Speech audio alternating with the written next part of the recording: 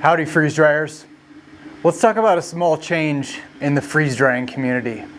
Some of you may have noticed that we changed our name of the channel from Live.Life.Simple to the freeze drying community. Live.Life.Simple was formerly known as Retired at 40 Live.Life.Simple, which was formerly known as just Retired at 40. So why did we change the name again? The freeze drying community encompasses more of what we're about than Live.Life.Simple did.